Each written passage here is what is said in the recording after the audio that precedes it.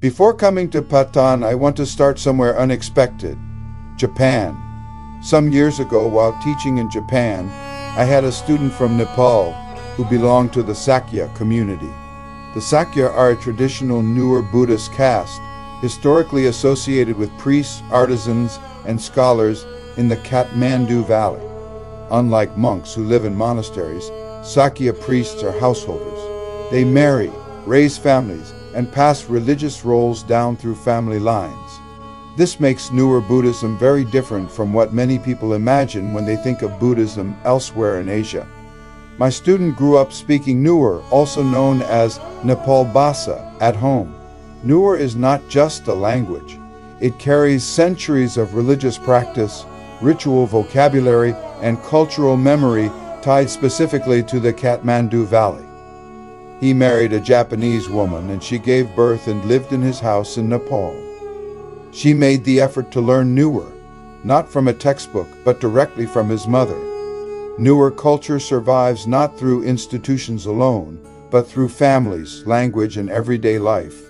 That background matters because what we're seeing here in Patan is that same culture, but on a public, collective scale. This is the Rato Machhindranath Jatra, the most important annual festival in Patan and one of the oldest living traditions in the Kathmandu Valley. At the center of the festival is a massive wooden chariot, or rath, built entirely from timber without nails and held together by wooden joints and thick coiled ropes. The structure is deliberately heavy and difficult to move. Pulling it through the city is meant to require effort, coordination, and cooperation. The deity carried on the chariot is known as Rato Machhindranath, or Bung Dyah, in the Newar language.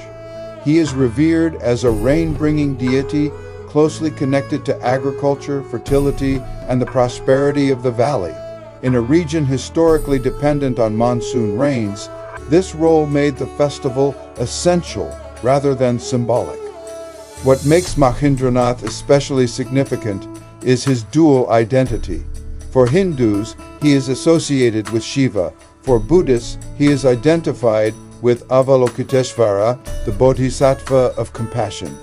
This shared devotion reflects the deeply intertwined nature of Hindu and Buddhist traditions among the Newar people.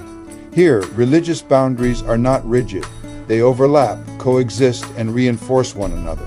The festival unfolds over weeks, sometimes stretching from April into early June. Different neighborhoods of Patan take responsibility for pulling the chariot through their streets. Each section of the route carries ritual importance, and disputes over direction or movement are not unusual, part of the tradition rather than a disruption. Children climb onto the chariot, elders guide the ropes, crowds surge forward, then stop, then surge again. The movement is slow, noisy, and physical. This is not a performance stage for visitors. Patan Durbar Square is not just a collection of temples and palaces. It is a living record of one of South Asia's most refined urban cultures.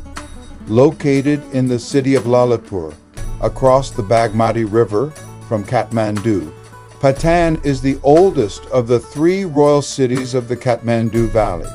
For centuries, it was an independent kingdom ruled by the Malla kings, whose competition with Kathmandu and Bhaktapur produced an extraordinary flowering of art, architecture, and craftsmanship.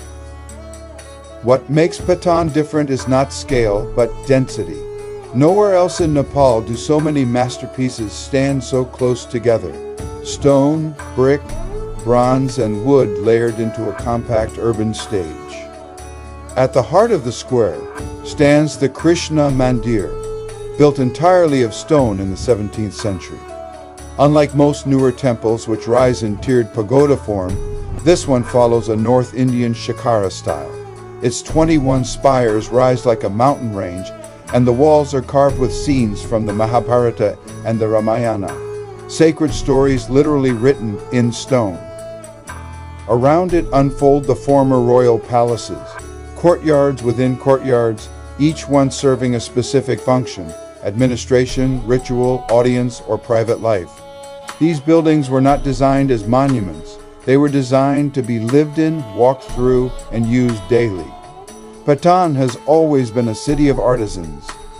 The Newars who live here developed some of the finest traditions of metal casting, wood carving, and stone sculpture in the Himalayas. Even today, many families continue crafts passed down for generations. What you see in museums across Asia and Europe was once made in workshops like these. Religion here is not confined to temples. Hinduism and Buddhism interweave seamlessly. A priest may be Hindu, the shrine Buddhist, and the worshippers both. This blending is not theoretical, it is practical, lived, and deeply local. Just a short walk away lies the Golden Temple, Hiranyavarna Mahavihar, hidden behind a modest entrance.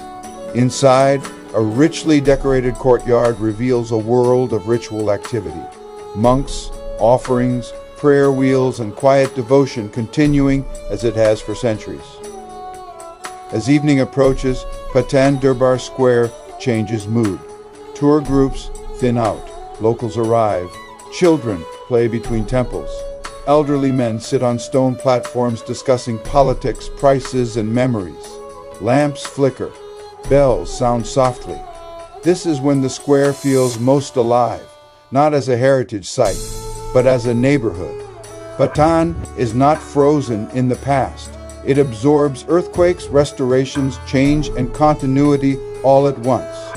A city shaped by beauty, faith, and craftsmanship, where history is not behind glass, but underfoot.